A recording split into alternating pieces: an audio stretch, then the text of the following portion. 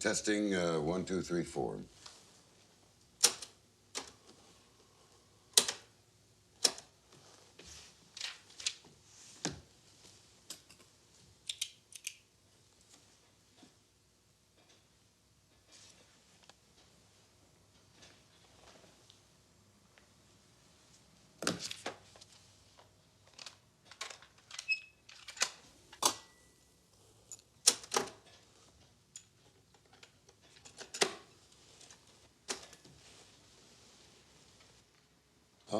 Testing, 1, 2, 3. 4.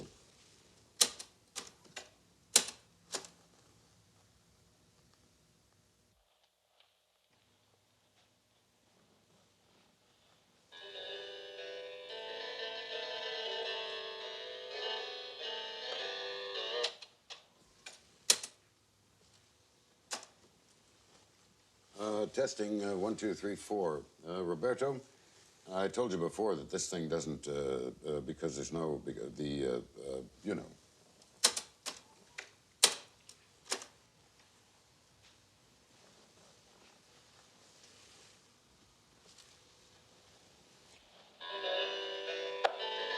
Cocksucker.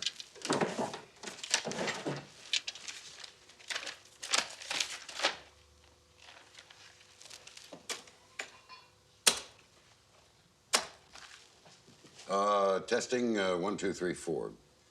Roberto, this is for eyes only. Our eyes.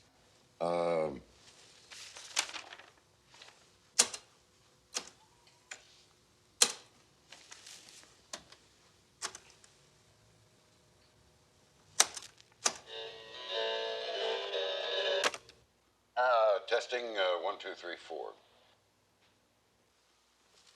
Roberto, this is for eyes only. Our eyes.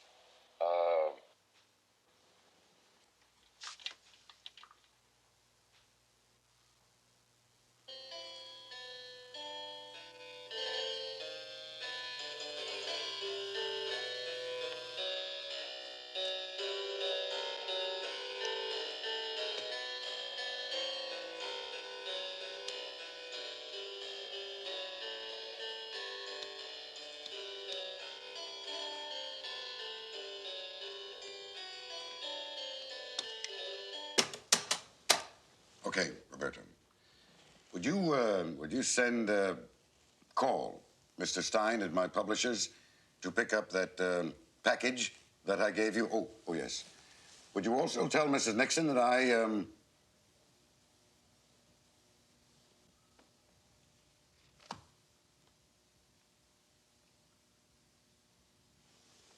Never mind. Oh yes. I hear that the gardener's wife, that Fernando's wife, is in the hospital. Would you send her a new portable radio, please? Make it a good one. And don't tell her that it's from. I would rather that she didn't. Just make it anonymous. No. Say that. Say that it is from Friends of a Free Cuba. Cuba Libre. Okay. Side one. Day and date, et cetera, et cetera, et cetera. I'll write the prayer, the plea, the prologue. You know. Okay.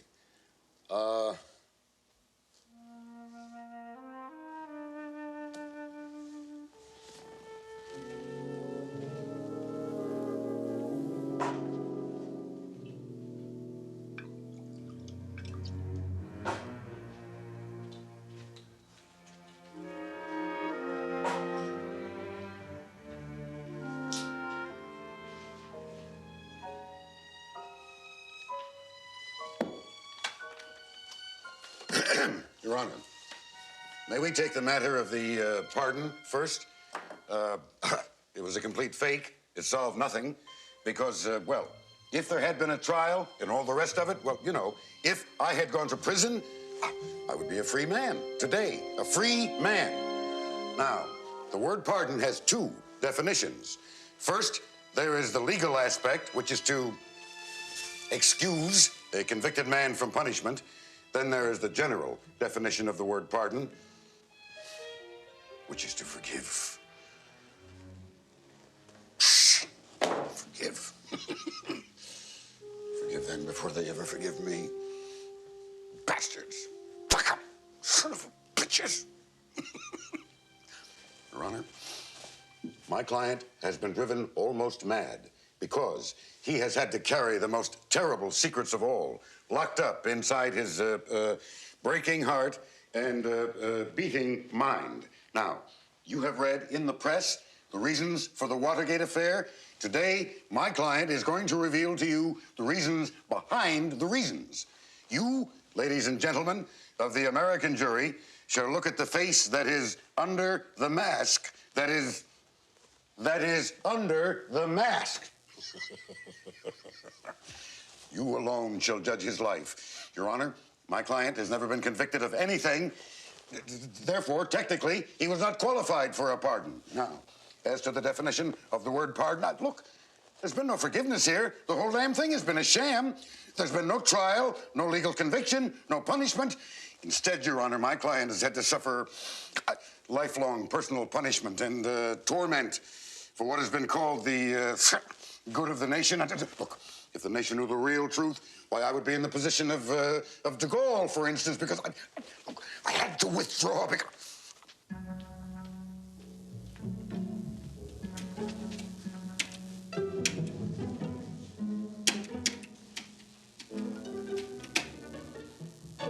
De Gaulle and Mao. Mao! Well, he was a kind of a lone wolf, too, you know. As a matter of fact, he said to me once, he said, I am alone with the people waiting. I will never forget that moment. It made the goose flesh come out because look, if the American people knew what really happened, you see, Your Honor, I know that the whole story could never be told during my lifetime because the nation could not have stood the whole story. Well, take the killing of President Kennedy and the Warren Report and so forth. The nation could not have stood the whole story. So it was a blessing when that, Ruby, when he shot Oswald. Look, I'm not saying that two rights make a wrong, but it was a godsend when that patriotic nightclub owner, when he shot. Look, I always understood the Kennedy brothers. Oh, yeah. The four boys, well, see, we were four brothers, too, you know. My brother Harold, you know, he had the same charisma, you know. The women, they all, you know, he was a big, brash, redhead. TB. Goddamn TB. Up and down both sides of the family.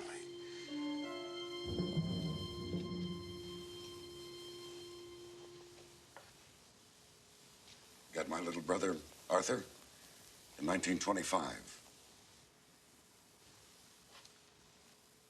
And it got my brother Harold in 1933. In those days, you went to, well, actually, my mother, she took us to Arizona for the dry air. Then I came along later in the summer to work as a barker at the carnival there at the Slippery Gulch Rodeo. Then years later, that son of a bitch wrote that I was a shill for a crooked card game. So that bastard's a son of a bitch. But my old man, he called it a fat cat lunger clinic. My old man was very, he had a certain kind, he was... Shut. Arthur was only 7 years old. He was the worst. God, he was so cute. Goddamn TB. That's the reason that we came to California in the first place, is because of the goddamn climate, and they all die anyway. I used to lay awake at night trying to figure out how the hell I got... When I was a child, the sweetest sound I ever heard was the sound of the Santa Fe Railway.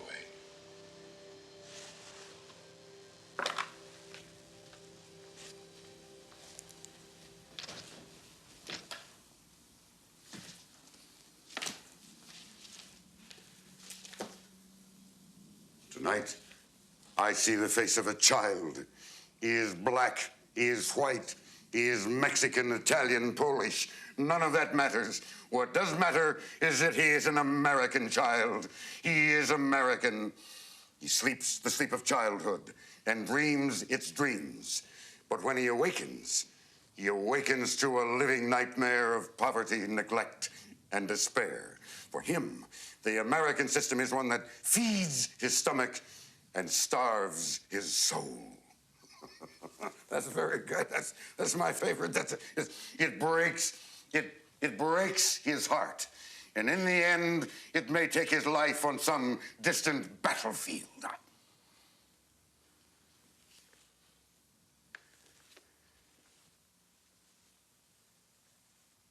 I see the face of another child. He lies awake at night, and he hears the train go by, and he dreams of faraway places that he would like to go. Seems like an impossible dream. But he is helped on his journey through life by his father, by a gentle Quaker mother, by a great football coach, courageous wife, and loyal children. Tonight, ladies and gentlemen, he stands before you, nominated for President of the United States. You can see why I believe deeply in the American dream. For most of us, the American Revolution has been won. The American dream has come true. Well, I ask you to help me make that dream come true for millions to whom it is an impossible dream today.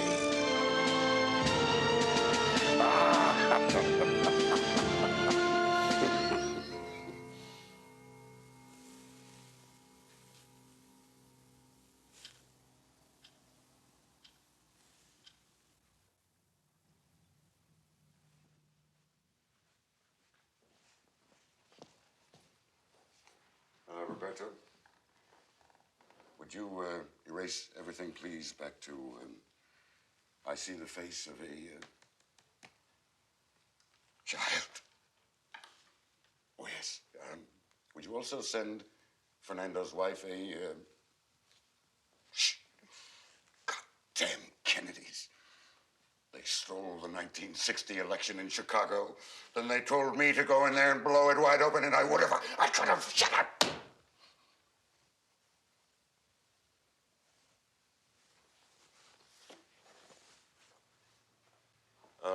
Yes, Roberto, would you send Fernando's wife a basket of fruit also? Would you make that a big basket, please?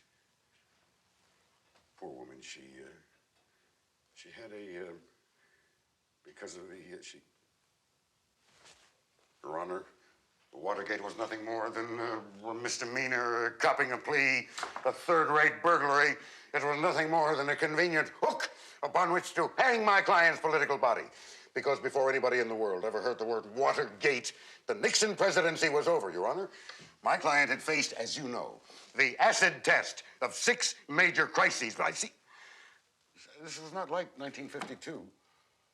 When I could go to the public with my side of the story. Oh, yeah. See, the whole country was waiting. It just dropped me like a bastard. Well, when the cameras came on, I was going to drop out of the race. As a matter of fact, I had promised Pat that I was going to... Pat, of course, is my out of the race wife. Well, you know, it's true. She did still believe in me in 1952. You know, when someone believes in you and someone, when you made a promise, I couldn't. Well, then, when I lost in California in '62, I really was going to drop out of the race. As a matter of fact, I wrote it down. And I carried it around in my, the promise to Pat. I promised not to run for public in my wallet. I couldn't. I just believe in that. Of course, you know, she did believe in me. And they spit on her down in South America. My God, I'm so sorry for that. But I couldn't. I couldn't quit with my tail between my, legs like that. My wife does not wear a mink coat. My wife wears a good Republican cloth coat. And my little dog Checkers, he... I cried. And the public cried with me. And Ike, the old man, couldn't get rid of me. Yes. I could always cry in public. Dr. Birdsell, my dramatic coach in school, always said that I was the most melancholy Dane that he had ever directed. To be or not. Yes. That is the question, all right. Whether 'tis nobler in the mind to suffer the slings and arrows of outrageous fortune, or to take arms against. Look, I am not your stinking caddy anymore. Everyone used to say that Adlai Stevenson was Hamlet. No, that is not true. It was me who was really Hamlet, and Ike was the king. I never even got to see all the rooms in the White House until Johnson became president. Shit, Ike introduced me to a crowd one time as Nick Dixon, for Christ's sake. See, what he would do, he would drag his coattails and he would pull them away, and he would leave me standing there high and dry so that I was running. I was always running. I was trying so hard to make the team that I was always off sides. Well, just like my old man, he sold the Lemon Grove, then they discovered oil on it. Well, shit. Not me, not to the manor born. You see, I had to pretend not to see all the snubs and the sniggers and the sneers. I had to put up a front. Welcome to Denmark. Get this. My first debate when I was in high school resolved girls are no good, and I won. My second debate resolved cows are better than horses. You see, I always hated girls. In high school, I couldn't stay away from them. You know how it is when you're not. You know what I did? I founded the Orthogonian Society. That's all boys, no girls, just square shooters. And our motto was beans, brains, brawn, and bowels. And we had this. We all used to. All hail the mighty boar, our patron beast is he. Acres only off on our battle cry will be. Brothers, together we'll travel on and on, worthy the name of Orthogonian.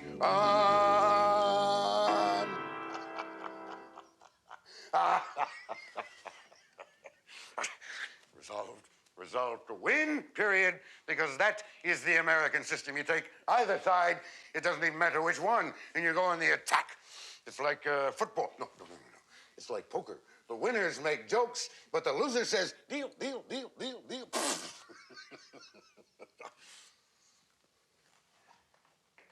Roberto, would you erase all that crap, please?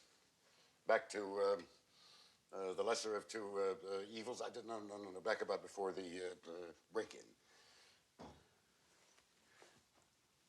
Thank you, Roberto. Your Honor, there were 3 charges of impeachment brought against me. None of them could be proved. They all knew that. Kennedy's hitman, John Doerr, and he had 100 bloodhounds working for him. They told him, we have ways of knowing this, Your Honor, they told him there is no case against the president, period. Your Honor, the impeachment process itself was simply the grandest cover-up of all. There can only be one, and you know this, one impeachment charge, and that is treason, bribery, and other high crimes and misdemeanors. Well, so they brought a load of, we gave them a load of chicken shit charges against me, and none of them stuck, and none of their theories either. And you see, I happen to know what was going on inside the committee. The theories, for Christ's sake. Let's see, there was the tip of the iceberg theory. Oh, yes. Then there was the narrow escape theory. Oh, the robber baron baloney and all that crap. Oh, we must not forget the higher standard of conduct theory. That's rich. The founding fathers caused the White House to be built in a swamp in the first place, for Christ's sake, and Congress up on a goddamn hill. The founding fathers were nothing more than a bunch of snotty, angry shits who never trusted any elected president to begin with. So why then, Your Honor, did my client resign voluntarily when the fact is that Richard Nixon not only need not have quit, but in fact could have stayed on beyond the... Your Honor, something happened to my client. The year is 1945. Okay, Roberto, that is the end of the prologue. The next section will be 1945 through 1952. So would you please make a separate, for each of the, Okay, Your Honor. In 1939, I went to Cuba. After I almost got disbarred for signing some client's name to it. Roberto, would you erase that, please? Your Honor, I am trying to tell you about 1945. I was just getting out of the Navy. An ad appeared in the Whittier Daily News. I will never forget it. It said, wanted, young man interested in running for Congress, veteran preferred. And then they listed the name of a committee to contact. So, well, I took some of my poker winnings and I flew out there in my uniform, of course. If the choice of this committee comes to me, I promise to wage an aggressive and vigorous campaign based on a platform of practical liberalism. Well, it was those men. I did, Your Honor. I answered the ad. They called themselves the Committee of 100. Names changed many times over the years. Oh, yes. Committee for a free Iran, a free Guatemala, a free Congo, free, but always Taiwan. Oh, yes, always for a free Taiwan. So they did, Your Honor. They selected me. And they took my client up to Bohemian Grove. Now that is where the China plan was at. That's where I got the message. Yes. Up there in Bohemian Grove, deep in the California redwoods with the dogs and the guards and the prostitutes from Gurneyville at the caveman camp. Your Honor, this young man, Richard Nixon, this boy from a poor family, boy who never had a break, who never had a chance. He was just overwhelmed by these big men on the Committee of 100. Because they showed him a vision of the riches and power of this world, and he drank their words and their visions. He had a little sip of their whiskey, too. This poor boy who couldn't drink, didn't know how to drink, because of his strict Quaker background. And so he,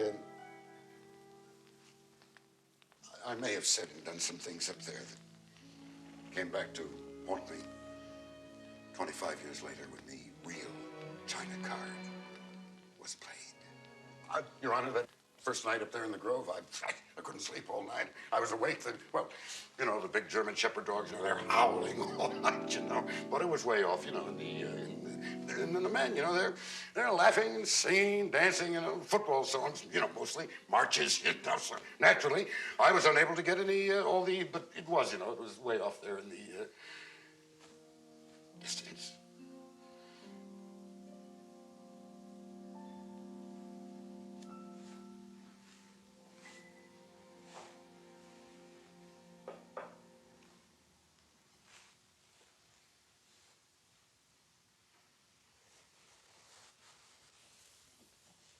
It was very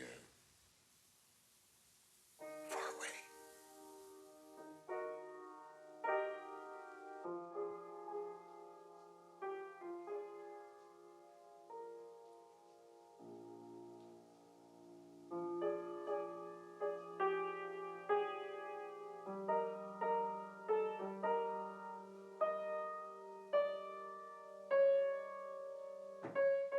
It's a little out of, that you were my mother's piano. And that fucking museum is not going to get you.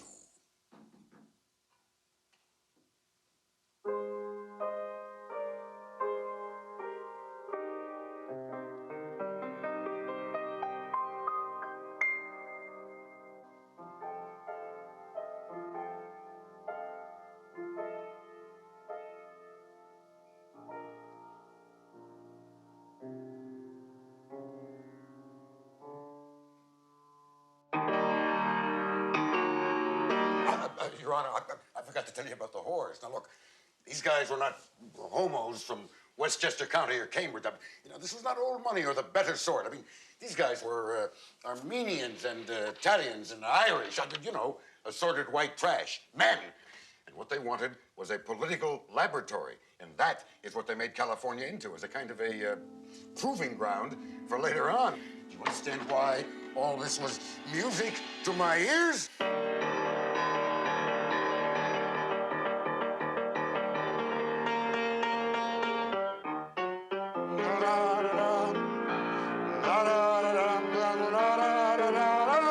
Honor, it was the words. That was the real music to my ears, because you know what Coach said?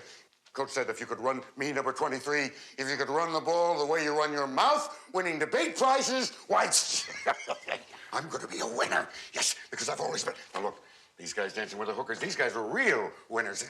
I couldn't dance now worth a goddamn. As a matter of fact, my old man, he wouldn't dance. He said it gave him a, you know, it aroused him, you know. Me too. He said, you know, you can imagine I took a hell of a getting on that. But you know what I did when I ran for student council president? I promised a liberal dress and dance code, and you know something? I won. My old man hated politicians. So there's me. I'm saying, Daddy, when I grow up, I'm going to be an old-fashioned man. I'm going to be an honest lawyer. I'm not going to take any bribes. I mean, shit. If he'd gone beyond the 6th grade, poor bastard, he would know that we are all crooks.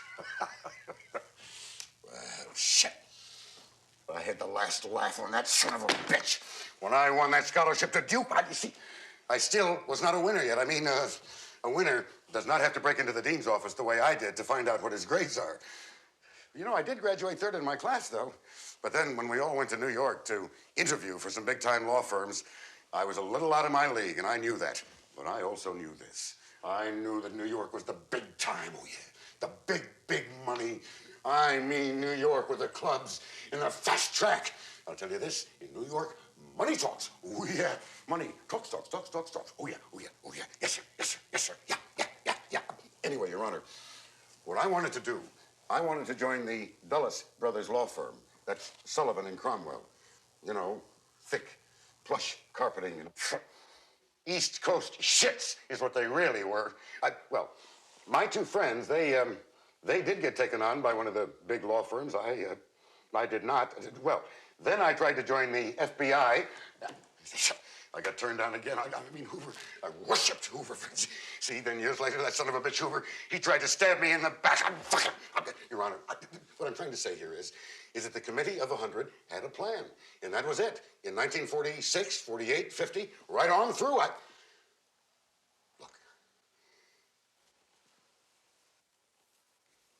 I was very young. I was a kid. And they gave me the blueprint for my life. You understand that? Well, that's when Murray Chotiner came into the picture. Well, because Murray, he was the link to Lansky and Ratner and the mob. And you see, what his in the Kennedys, all those East Coast pricks never understood is that I would be a winner because I was a loser. That's right. I dream of failure every night of my life, and that is my secret. To make it in this rat race, you have to dream of failing every day. I mean, that is reality. Jews, niggers, Reds, kikes, old Nixons, new Nixons, because I am an American, a real American, that's me. I'm not some rich Ivy League prince that thinks that he is a winner. You see, what the big guys thought is that I was a dog catcher. I was. I am. And a used car salesman, too. Oh, sure, fine. And a siding and a shingle man, because I knew that today the dog catcher is king. And all those crooks and those shysters and those mobsters and those lobsters, lobbyists, all the well-fed, all the welfare bums and tramps in this country, that is your palace guard.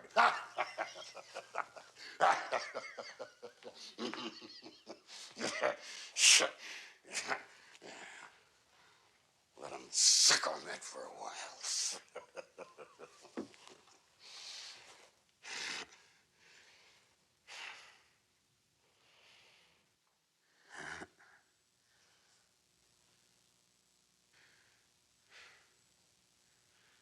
Shit.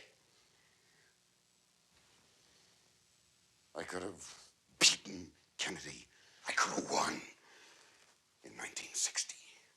But see, goddamn CIA, they went and they told Kennedy all about the Track 2 operation against Castro, and then Jack, he out-red-baited me by attacking Castro, and that made me look soft. I mean, they promised me that the invasion, the executive action against Castro would take place before the election. I mean, God, how they screwed me. I could have won, I could have beaten Kennedy. Look, it was me with the 5412 special group who'd planned the whole damn thing in the first place. Yeah, I would have bombed him. Oh, how? I would have bombed him. Did you see Castro? He was very smart. Oh boy, oh boy, oh boy. See, when Eisenhower refused to meet with Castro, when he came to this country before the election, that son of a bitch, Castro, he went up there and he had lunch with the goddamn colored waiters at the Teresa Hotel in Harlem. I mean, I would have got him. We already had the poison, for Christ's sake. We had tested it on some monkeys. Shit, where's my fucking drink? Hey, Jack. I mean, shit, nobody could have beaten Kennedy, for Christ's sake. I see, he was a big, good-looking Irishman, and he had that shock of hair, just like my brother Harold. He had the same charisma, The women, they all jump up and down. Shit, his wife was a goddamn clothes horse. Shit, Pat was 48 years old, for Christ's sake. What was Jackie? 30. What the fuck is this, for Christ's sake? And I went to the wedding. Did you know that? Yeah, didn't Jackie like me? I knew he did. Jack liked me. He congratulated me when I beat Helen Gahagan Douglas.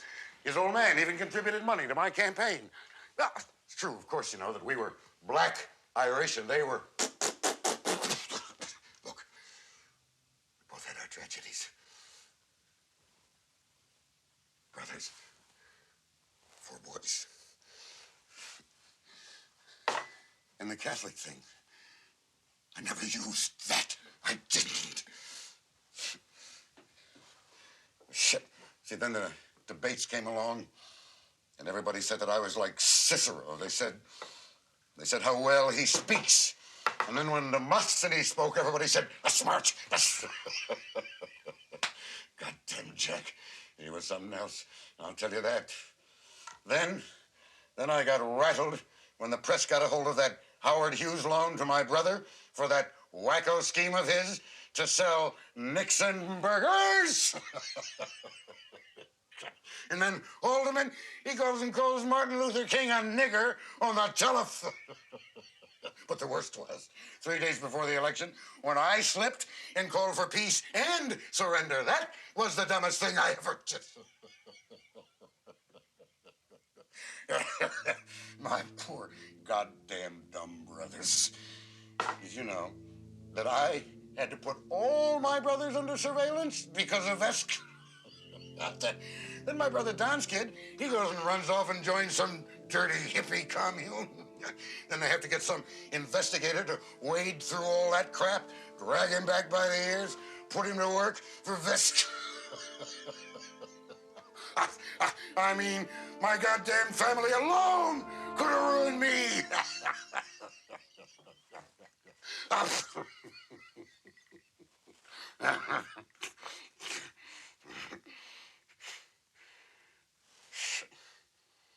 I still couldn't sleep. Right up to the election. I could have neutralized the Hughes thing because the Committee of 100, they were tapping her, of Marilyn Monroe. The Kennedy boys, they were all big studs, like their old man. Like my brother, Harold. And you know something else? That is what killed him, too. That's right.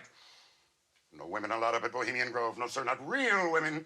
We were a different type from that Kennedy crowd. I was sure as hell a different type. In all those years, I didn't, not one time but I didn't quit. That's right. Not even in 74 when I could have. I could have burned the tapes and stonewalled it. Let the big guys fight it out up there at Bohemian Grove. And let the country go fascist.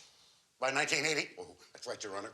I am talking shooting it out in the streets. I mean civil war in this country by 1977. You understand why I had to withdraw?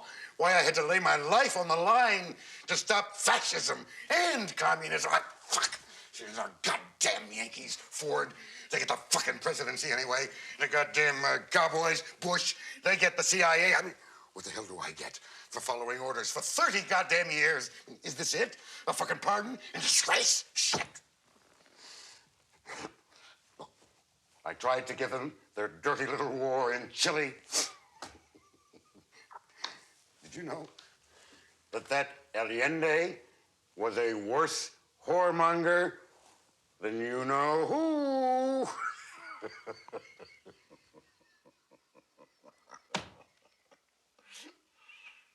See, they didn't have to kill him like that.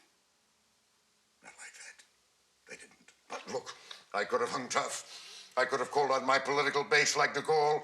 I could have called out Main Street against Wall Street, but I didn't. I said, I'll go. I did it for them, for Christ. I did it for the little people, for Maggie and Jiggs, for my people, for all the failed ranchers and farmers. People just like my old man, you know. I did it for the goddamn cab drivers and the fucking grocery store clerks and the cockroach capitalists and the traveling salesmen. For the forgotten American, for the silent majority. In their name, I should screw all the wise men, all the tough guys who sold us out and stabbed us in the... Look, I was not elected president of some other planet. I am America. I am a winner who lost every battle up to and including the war. I am not the American nightmare. I am the American dream, period. And that is why the system works. Because I am the system, period.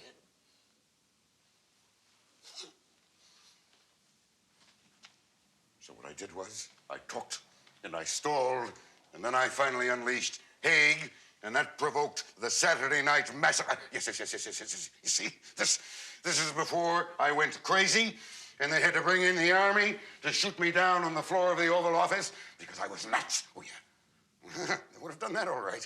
You see, there was a sinister force loose in the White House, all right, but it sure as hell was not me.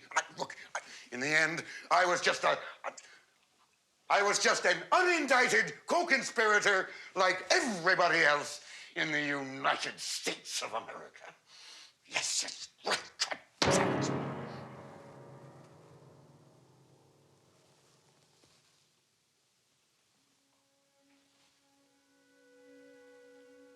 Yes, Mother. You're right. There never was a new Nixon. I am a square, and I always have been. But I believed in the system, and that's all I did. I got out to protect the system. And look, I did not invent the system, Mother. I did. I got out to protect the presidency. My God. How I used to love being president. I used to enjoy that so much. I cannot tell you how much I enjoyed it. I used to love to sit in the Lincoln study with the fireplace going, the air conditioning on. I used to love to sit in there and think about Lincoln and Washington. What a liar he was, huh? That fucking Washington. The rose garden was so fragrant. Oh, the yacht. Sequoia. I used to love to sit topside on the fantail of the Sequoia, down the Potomac, back to the Navy Yard, sipping drinks with a friend and talking geopolitics. Oh, yes, and the nigger, the colored waiters bringing up steaks from the galley. You know what I really used to enjoy? I used to get a kick out of calling in coaching plays to the Redskin coaching staff on the white phone and going over the bombing targets in Cambodia with Henry on the red phone at the same time. That's fun. Oh, yeah, we're just rolling along up there, you know. Everything was just going along so... You know what happened was? The goddamn press and the liberals, they had...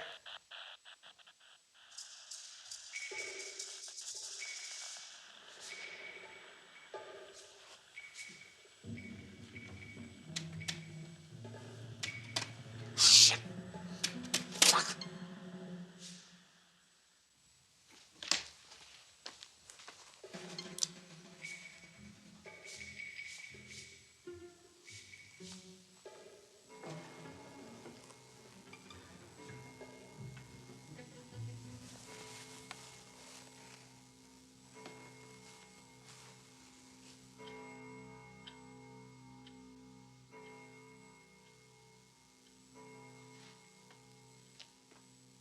Roberto, when CBS calls, don't you tell them that I... Okay. You just remember what I told you, okay? The press and the liberals, they're yellow.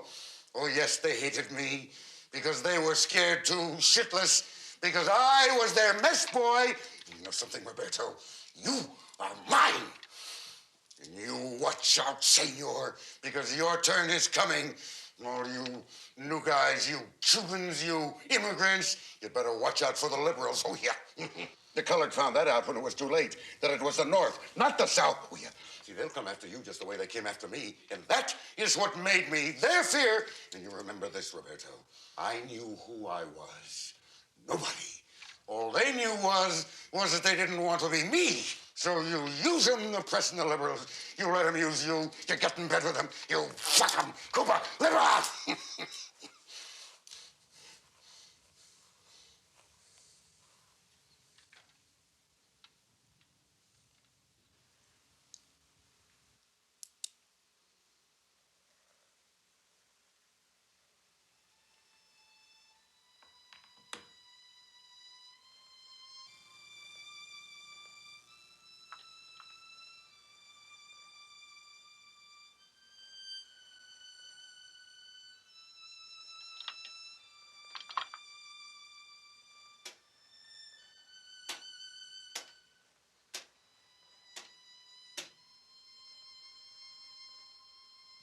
I still have the nightmare. But it is the American nightmare. Shit. That's Uncle Sam. Uncle Sam, he's the American nightmare. He's become nothing but a pitiful giant, an old man being eaten alive by an army of Ellsbergers and Ralph Naders and Jane Fondas, all led by Alger Hiss, and all the red rats of the the Rosenberg spy gang and the campus crowd. They're all Jewish, you know. Look, Lansky and Ratner, they're supposed to be big anti-communists. I mean, even Chuck, even Murray, he's a goddamn kike. Well, the Committee of 100 would not touch any of them with a 10-foot pole. But when it comes time to hide the bodies in the closet, oh, yeah, then they pick up the phone and they call Chotner, then he contracts Miami and the Jews. Well, I beat him, the Jews. Almost. See, it was the Committee of 100 and the China Plan people that I couldn't handle. Well, so that is the reason, Your Honor, that we had to invent Deep Throat and use Watergate to get out with a pardon so that because of the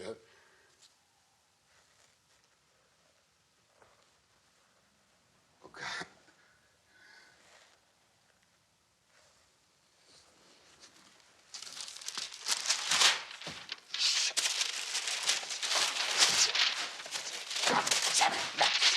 Where is my mother's Bible? Oh, yeah, by the Kissinger shit. American foreign policy. Henry asshole Kissinger. Kissinger, Kissinger, Kissinger. Oh, I don't know any of them a goddamn cent, much less an apology, especially him.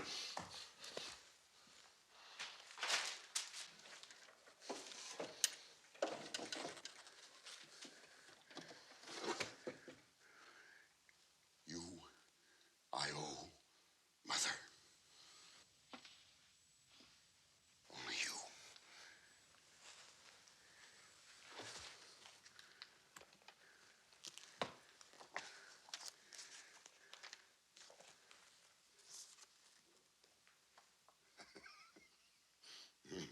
Signatures. Oh, my. It's got to say just like that. I like that. That's cute. I like that.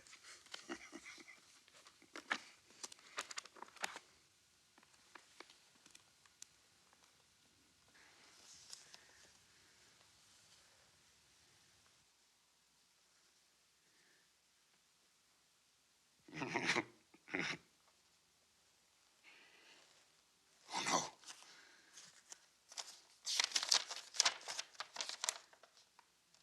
Dear Master, the two boys that you left with me are very bad to me. Their dog, Jim, is very old. and he will never talk or play with me. One Saturday, the boys went hunting. While going through the woods, one of the boys tripped and fell on me. I lost my temper, and I bit him. He kicked me in the side. I started to run. When I got home, I was very sore. I wish you would come home right now, Mother. You're a good dog. Richard.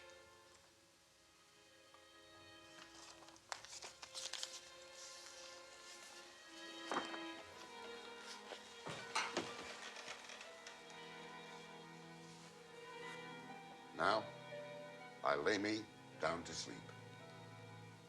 Arthur used to say that little prayer for Mother. If I could die before I... What the hell are you looking at? Fucking Kissinger, you Judas son of a bitch. You wrote that I was praying for guidance after the Watergate on the rug that the Shah gave me. Wait until Deep Throat tells the American people the truth about Dr. Shitass. Yes, Dr. Shitass took a fortune from the Shah, and how you and the other guy fixed the Shah up in New York with a bunch of nice young boys. That's right, Henry. Deep Throat is going to strike again, and you are going to get yours. I made you, and I can break you. You slimy, two-faced, brown-nosed, ass-licking Kraut son of a bitch.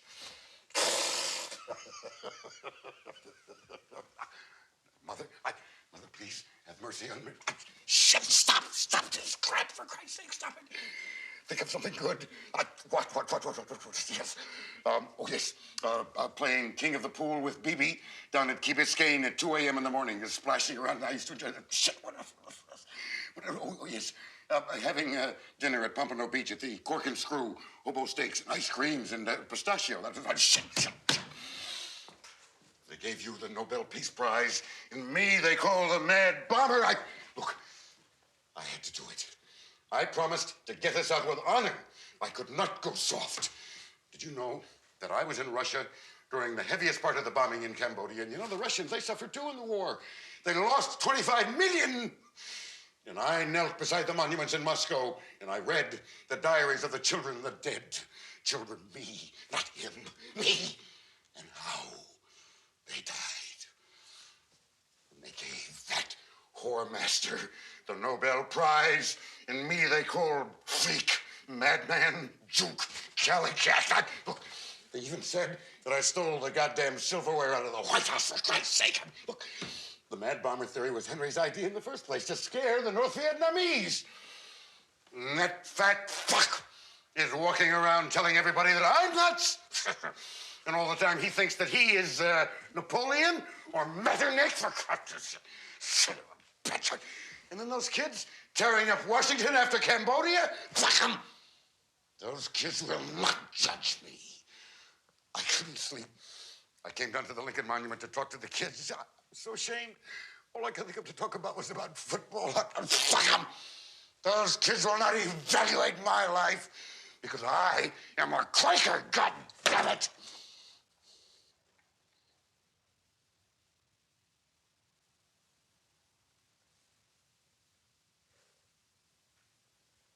I'm sorry, Mother.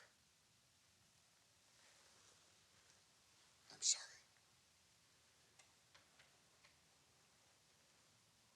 My mother always used to say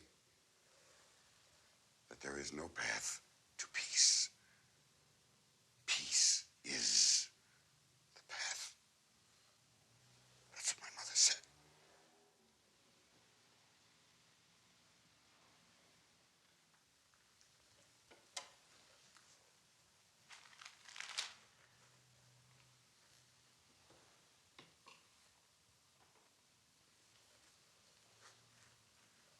Roberto, would you erase everything, please, back to the committee of 100, please? Thank you. Your Honor, the committee of 100, they were winners. They were real winners. It's not me, not yet. I was not, but look, I was not a quitter. See, the Hiss case was the key, because the Hiss case proved that I could manage a crisis, that I could save the, well, shit, I could save the committee, if I could save the goddamn country. Your Honor, I would like to talk for a minute, if I may, about the Hiss case. If Alger Hiss could look down his Ivy League snoot at the House Un-American Activities Committee and get away with it, then HUAC was through. The committee was through. I was sure as hell through. So what do? I have 10 days to prove that Alger Hiss is a high communist agent in our State Department, or else everybody is going to say that we've been made into a laughing stock by a clever psychopath named Whittaker Chambers, who has set the committee up to... Psychopath, for Christ's sake. Whittaker was not a psychopath. He was a goddamn genius. That's what he was. As a matter of fact, Whittaker was the only one that I could... Just the two of us, you know, underneath the... just... rocking. Rocking. Yes, Whittaker? You have been what? A disciple of the devil? And what are you now? Now you are on God's side? No, I'm not laughing at you, no. No. Whittaker, I know that you're serious because I told you about my mother and the Quakers and everything. Look, Whittaker, I'm going to come over to see you because misery loves company, that's why. Whittaker, look, we all get low sometimes, and then we need cheering up. We need to talk to somebody, you know, man to, straight from the, yeah. Yes. I feel that way about you, too. No, look, Whittaker, we are going to use your plan because there is no way that we can prove that you and Alger Hiss were in the Communist Party at the same time. But we can prove this. I know I can prove that you and Hiss knew each other. In fact, that you were very close, that you were both creatures of the party. And what are you now? Both creatures of the government. Okay. Whittaker, look. I think you should get some sleep. No. Listen. This will help. Now, I lay me down to sleep.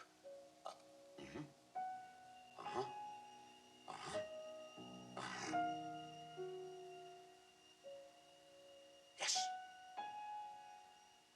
Pleasant dreams.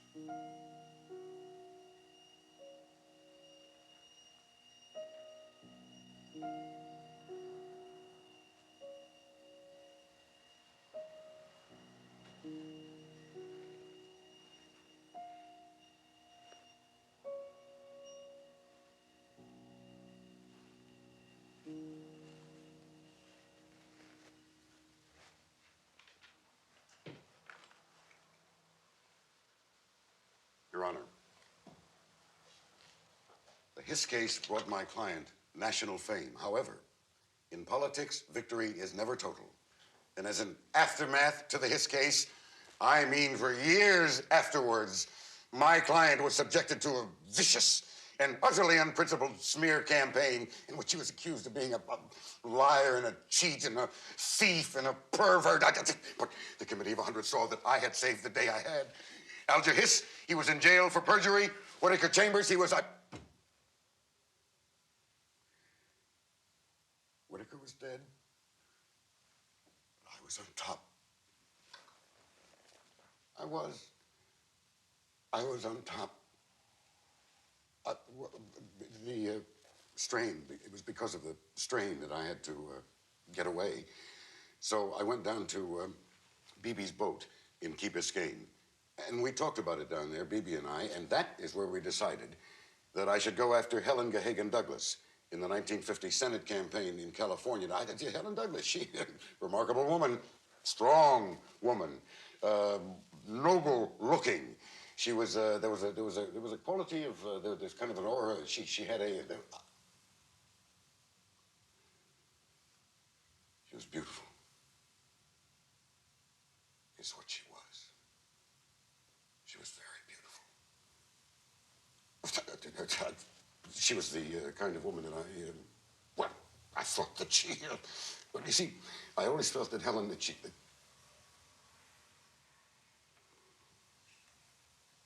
I liked her. I liked Helen. Shit.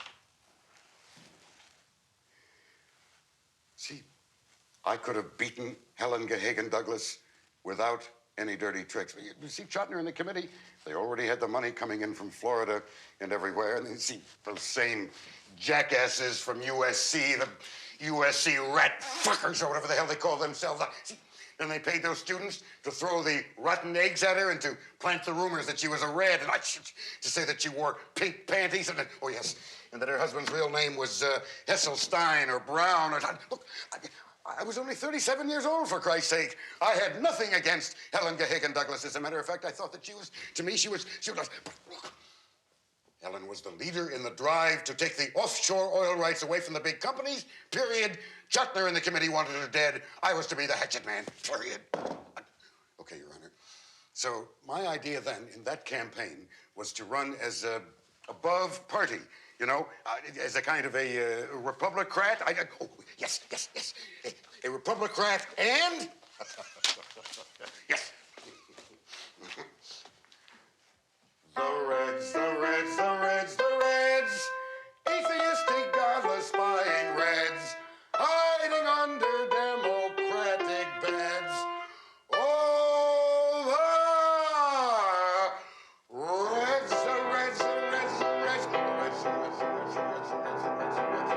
That's what the country believed then, and I believed it too. As a matter of fact, my platform was, I believe in America, and I believe in real estate, and the Reds.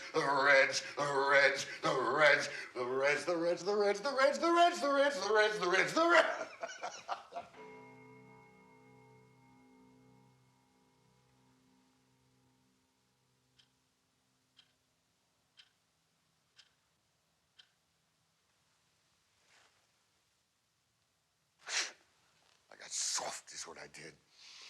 I let Alger Hiss's wife get away from me because she was a Quaker and everything. I learned my lesson, though. Oh, yeah. You gotta be hard on. I mean, these women, they are the worst kind. Dumb Nixon. Never. And that's when the goddamn LA Times started calling me Tricky Dick. You know, and then the cartoons with the stubble and the jowls. Look, I had feelings, too. My wife, my children, my family, they had to stomach all that crap. I mean, can you imagine? Making me look like a goddamn tramp. All right. Yes, that's what I am. I'm a tramp. There I am down in the sewer, waiting for my turn, just like every fucking body else. A slimy slug, crawling toward the White House, down there in the swamp where the goddamn founding fathers put the White House in the first fucking place. And the goddamn LA Times and the Post. We will get those bastards because they deserve it. I mean, lording it over the whole country like that. Look, I was not dumped. Oh, no. I walked away, but I didn't fret. That's right, because I have got the patience. They did not call me Iron Butt in law school for nothing. Oh, yeah, laugh. Sure, I drove Pat to her dates with other men before we were married. And what of it? Nobody dumps Nixon. And the Times and the Post and the rest of the goddamn country, they tried to shaft Nixon, and the rest of the forgotten about. Even Ike tried to get rid of me in '56. And I said to him, shit, or get off of the goddamn. Because you listen to this. Finally, Nixon, only Nixon could dump Nixon. Yeah. Fucking tapes. Shit. The tapes were an invasion of the public's privacy, not mine, the goddamn public's. Expletive deleted, for Christ's sake. The whole goddamn public mind is one great big fat expletive deleted as far as the Eastern establishment is concerned. And you see, that's why they hated me. Because they hate the ordinary American who lives down there in the armpit of this country between New York and LA. And the tapes are just one more goddamn set of lies. Yeah.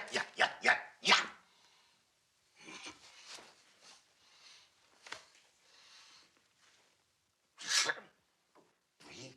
A liar? That's rich coming from you. Oh, yeah. Very easy for you to take the high road. But you see, I couldn't do that. You delegated. I had to do all the dirty work right from the beginning. You sat up there and you said, can't somebody do something about that Castro fella? I heard you say that. But you understand that it was me that had to go out there and pull the goddamn trigger. I mean, you are a Democrat.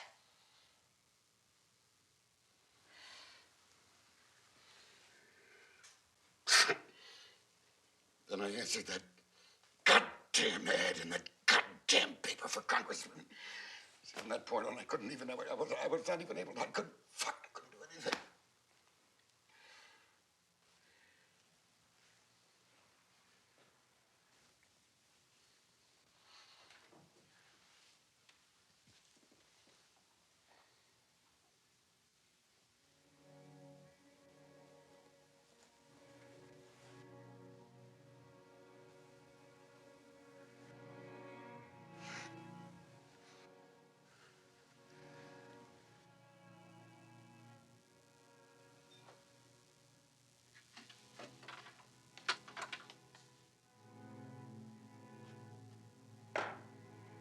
Well, Your Honor, they call the tune the Committee of 100.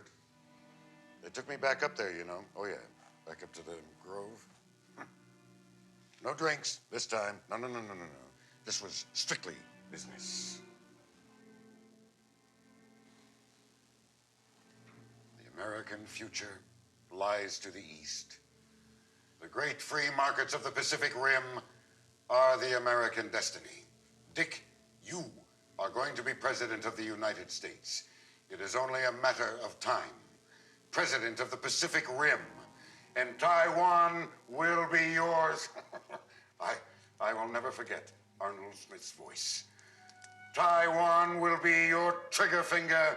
Your trigger finger. And then somebody, I forget, oh, yes, Chotner. He said something in Yiddish, and all those jerks from Miami laughed. Oh, and then Haldeman's father, the old man, he whispered in my ear, Taiwan is the China plan. The shaft, the arrow that will plunge into the body of the East. Well, I was drawing a long bow that night. I found that out later. But that night I just wandered in that redwood forest all by myself. You understand what they told me? They told me that the China plan would be my Excalibur. A plan for peace is what they told me. A plan for good, for greatness. My Camelot. I could hear those guys out there in the woods laughing and singing. Yes, I knew they were using me. Of course I knew that. You understand what I'm saying? My life ended that night. God forgive me. I mean,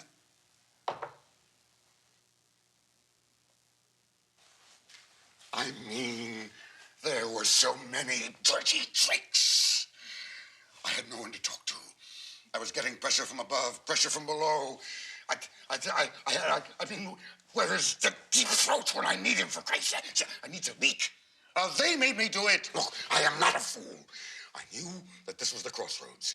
I knew it was either go all the way with the China Plan people or suffer the consequences. That's right. I did know that I was signing a pact with the devil out there in that wilderness. Yes, I knew that. Shit. See, I can feel Mother's eyes right now beaming down on me. Stop it, Mother. Searchlights of truth burning into each crisis in my miserable life. Mother, you remember when Harold lay dying in Arizona and we fought together, you and I? Remember, you were by his bedside and I was out barking, trying to bring in a little money to help out. I used to say, step right in, win your fortune on the ins. And then I'd come home, Mother, and you would tell me what a good boy I was, and I would tell you how I wanted to grow up to be Abraham Lincoln. Mother, step right in, meet real men and wishes and heart's desire on the inside. Mother, have mercy on the little dog, please. Do you remember your little dog?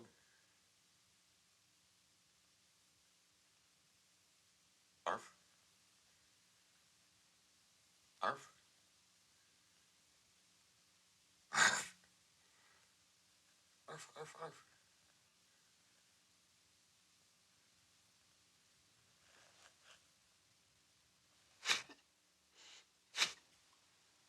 I wish you would come home right now, Mama.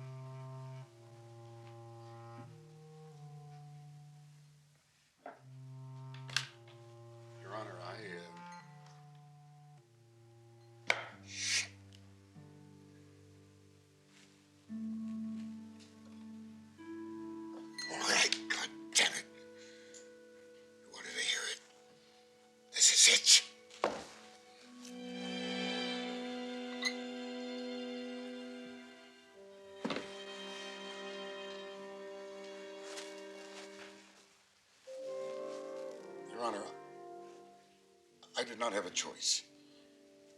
I mean, I had to get out. I had to resign right after the election, get the pardon, or follow the Committee of 100's orders to prepare for a public mandate. Now, that is a constitutional amendment. That's right, Your Honor. A third term for my client. You see, whatever happened to me after that, that would have been my problem.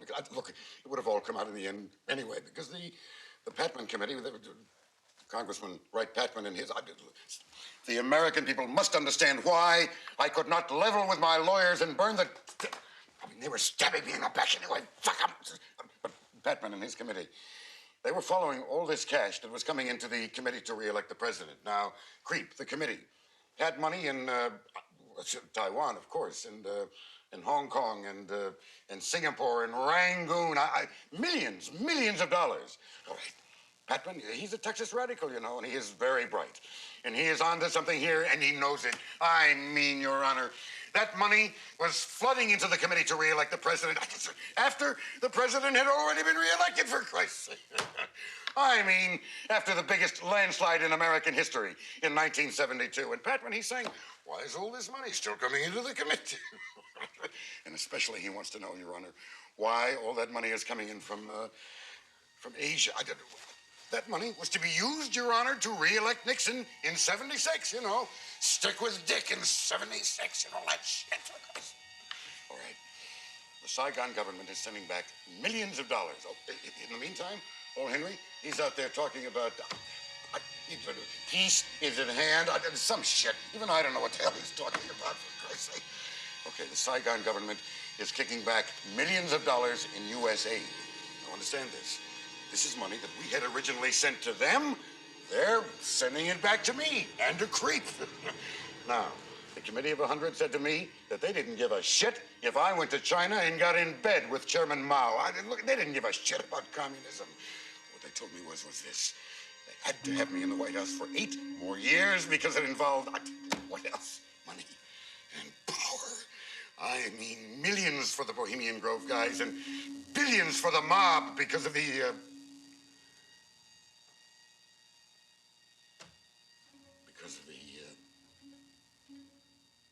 heroin.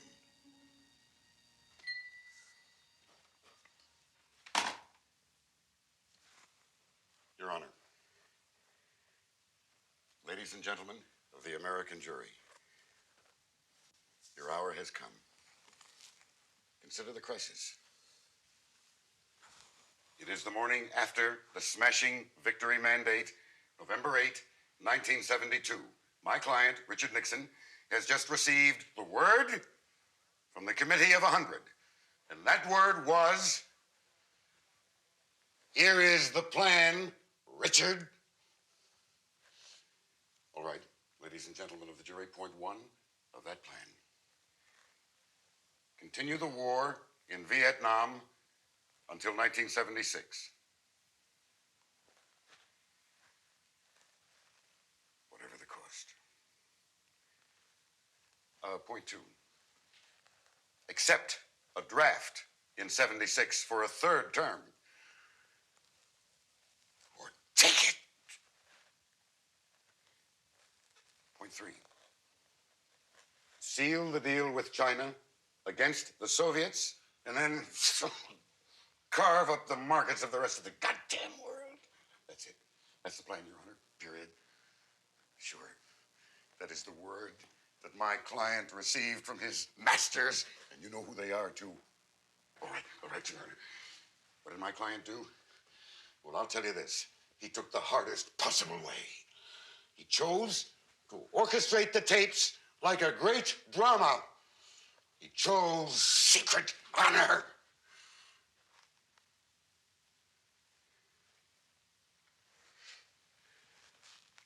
Sure. Secret honor. And public shame.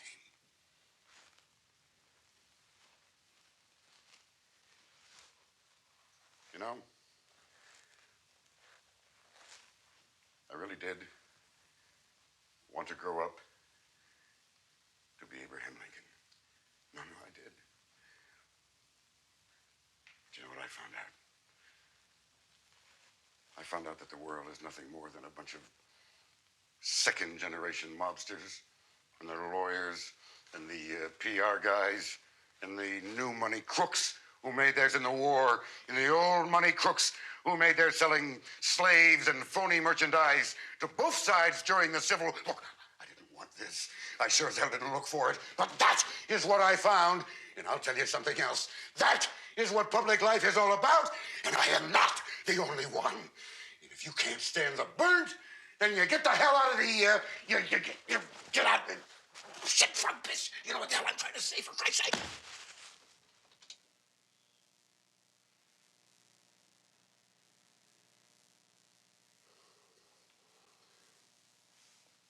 Well, so I had to have a way to leak the tapes. I needed a deep background source. I needed a deep throat. Look, I had to find a way to destroy that huge 72 popular vote mandate. Look, I would have been unbeatable in 76. You understand? I did not want to run in 76. I could not continue with this fraud. I couldn't go on. Well, so, Dean, no, it was not Dean. It was Haig. He carried the ball for me on the tapes, and he cut Henry off at the pass in Paris. I see. Then that Judas son of a bitch turned out to be a Rockefeller trader all the goddamn time. I mean, see, they knew that I had to go because they wanted their man. They wanted Ford in there for 6 more years. They would have got him, too, except that he had to pardon me and thereby destroy his chances for re-election in 76. Poor bastard. John Dean. You know, John Dean did me a favor. I would have had to invent John Dean. What the hell? He was young. He had to watch his ass. I have nothing against John Dean.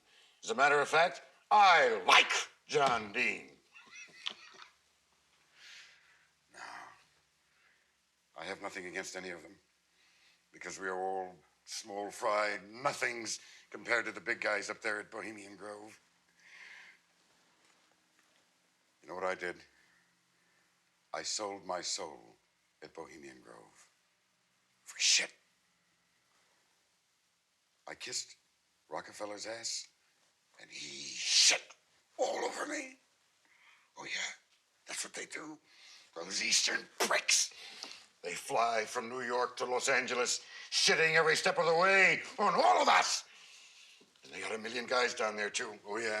They can send on to Central Casting in Hollywood and get some dummy that looks good on the tube. Some arrow collar killer type. Well, all right. Wall Street is asking for Agnew. You know what I did? I gave him Agnew. That fucking Agnew. I mean, he was taking bribes with both goddamn hands for Christ. You know what Agnew did? You won't even believe it. Agnew, one day, Agnew, he took a turkey and $200 right in the office. A live fucking turkey, for Christ's sake. Fucking Agnew. You see, they wanted more from me. They wanted everything from me because I was the whole card. You see, I was the China card. I was in the middle. The Rockefeller guys were screwing me from the rear, and the China Committee big boys had me by the nuts up front. Look, I had to be very cautious because Hunt and Liddy and Crow and Caulfield, you know, the Watergate, they're all ex-CIA, those guys, you know. They're ex-this and they're ex-that. And those bastards, they know where the bodies are buried, see? So I couldn't just go running in there and do any goddamn thing I want. All right, that money is still pouring in from Asia. And Patman, he's watching all this money. I mean, it's coming in there from Flying Tiger, you know, and Air America. Yeah, dropping millions of goddamn dollars. And Patman, it was coming in there from the Bank of Seoul, too. And, of course, always from the Bank of Taiwan. But Patman, you're so fucking funny. Goddamn Patman. He said, where the fuck is all this money coming from?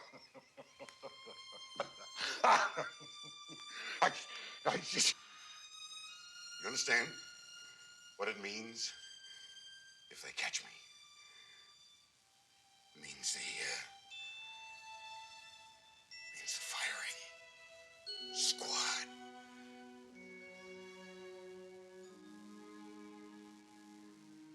That's right, Your Honor. That's what it means.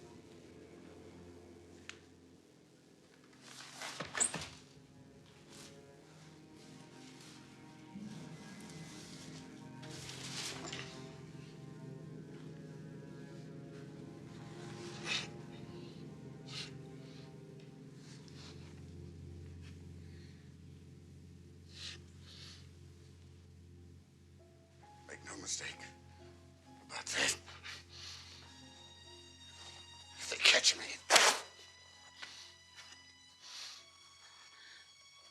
do you think that there would be a pardon for the man who kept the war going in Southeast Asia in exchange for vast sums of money, American tax money? A fortune in blood to be used to purchase a third term for my client. Your Honor, the country would have boiled over because this blood bribery meant the death of thousands of American boys. I didn't want that. I didn't. For Christ's sake. Who the hell wants to go down in history as a traitor who took bribes to keep a fucking war going? You understand, then, why I had to lead the press and the Congress to the tip of the wrong iceberg? I had to leave a little trail of crimes and misdemeanors for them to follow so that they wouldn't find out about the treason and stick me in a cage like a fucking animal. Like a common criminal.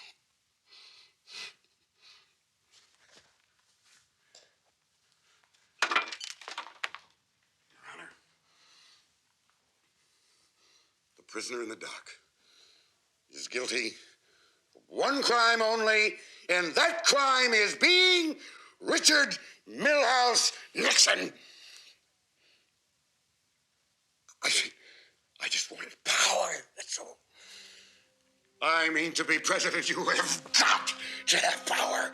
Without power, you can't do. You can't set. See, I know that you understand this. If you had power in World War I, see, you've got it as nothing. If you've got it as nothing. They broke your heart too, didn't they? With the League of Nations. You know what they wrote about me? They said at the end that I was running around the White House, crazy drunk, talking to the pictures on the walls. Yes, I was. I was lonely. I needed somebody to talk to besides a machine. Mother? Mother? Mother, I just wanted to be a man. Not a nothing. Not your dog. But a real man. Mother. Mother! Yes, Mother. I know what I've done. Mother, just tell me who I am. Tell me what to do. Mama?